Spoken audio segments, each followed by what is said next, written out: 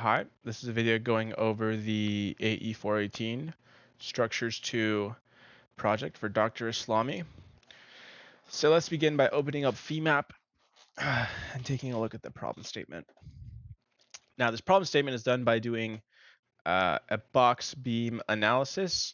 This can be done a couple of ways. You can draw the cross section and use the surface from the drawn cross section to do a linear analysis. You can do it with surfaces and also apply the stiffeners through the beams, or you can do it in solids using solids. However, I think the easiest route to take is using surfaces, so that's the way I'm going to be showing right now. Now, one important thing to do when you're doing this problem is defining your work plane. For the problem statement, I see that you have to extrude it in the X direction. So let's do that. Let's move the axis so we can visualize it a little bit better. And what we want to draw is in this YZ plane. So let's define the work plane first. And what I'm doing is I'm changing the vectors that define the work plane. So this is going to be a YZ work plane. And now let's draw a rectangle that's going to detail the shape of this box beam. I don't have the exact numbers, but you can follow along and change the numbers that you need to. All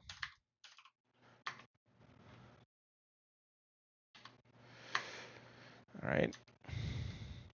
So you've got this rectangle now, and we're going to extrude it along the X direction to create our structure, or the geometry for our structure, rather. So let's start by extruding these. We're going to select all the curves, and we're going to extrude it for the length that's necessary. Let's say that's 60 units. All right. So now we have something that looks a little bit more like our problem statement.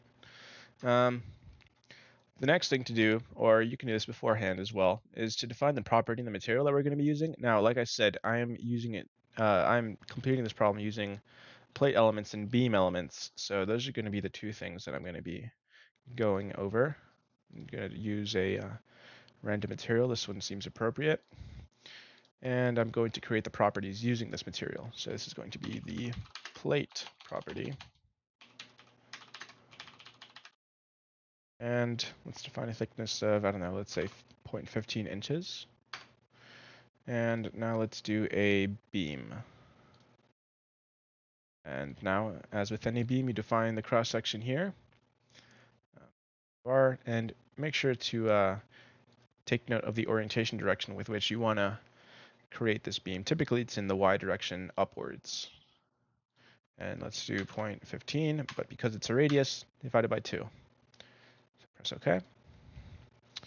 And this is going to be stiffener. All right, now the next step, once you have that done, is you want to size your model. So let's size on surfaces. And I don't know, let's choose an element size of 1. The smaller you go, the more resolution you will have, but it might take longer to load. For these elements that we are selecting, it won't matter too much. So an element size of 1 is probably fine. Now we want to mesh the geometry. So let's start by selecting all of our surfaces to define our plate property and say OK. And now we want to add the stiffeners. So we go back again into mesh, but this time use curve, and we select the curves that we want. Now, it is a little difficult sometimes to tell what it is you're selecting. So if you use this show selected tool, it'll highlight, and you can verify it that way using the stiffener property that we defined. And here we do want to keep it consistent with what we defined before.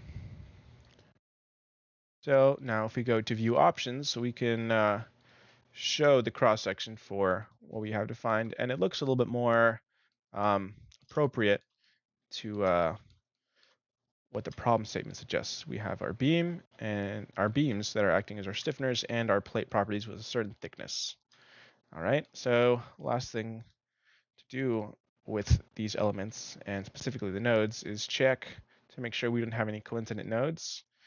0 nodes merged, and that's fine. So we are going to define our constraints and loads, which are our boundary conditions that Nastran is going to solve with. So let's start with the constraints. I want to use curves to define these constraints. So constraint set 1, and let's use these curves right here to coincide with the problem statement. Again, checking, and it looks okay. And this is going to be our wall constraint. Next, we are going to add our load. From what I can tell, this is a point load, but you can select anything else that you deem appropriate for the scenario that you need to do. On surface will probably be easiest to do some kind of pressure load or distributed load. On curve, similar. And on point or on node will give you the same kind of approach. So let's say this is a point load. And I want to select this node right here. Now I'm going to call this E. And let's put a minus 20 pound load. Now that that load is defined there, I'm just checking to make sure everything else looks good. And by the looks of it, it does. So let's start with the analysis. Create a new analysis set that is static, and this will be, I don't know, static analysis 1. Just press OK. And if we check our boundary conditions, it should be the ones that we selected, which is fine. And we're going to analyze it.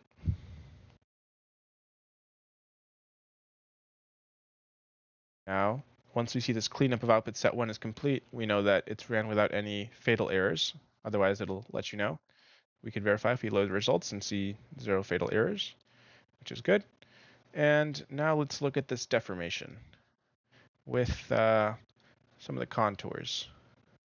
So here we see, all those pretty colors that are specifically what we're looking for, but you will notice that these stiffeners stay gray, and that's by design. The contour that's selected by default is your von Mises stresses, which are done on the plates. So if you want to look at the stresses on the stiffeners or the beams, you'd go to View Select and Deforming Contour Data and change this contour drop down to something like, let's say, beam and a 0.1 combined stress. And now we see that the contour is only on the beam, as is expected. The values can be found through selecting this dynamic max min box, which will have these things pop up. So it'll show you the node number or the element number in the case if you want to show the stresses of an element, like this beam element right here, and it'll tell you the value for it. Anything else that you might want to find can be found in list, output, and then formatted or unformatted right here. Sometimes it's called standard. There are some kind of names, but it should just look for these two icons right here. It should be consistent throughout all of them. And you have, a lot more options here that you can use and find for. And if you select this one, it'll give it for all the nodes and elements, but if you don't, then you will have to select it. So let's select this one. And there we have some info outputted into our messages window. And that is the end of this video.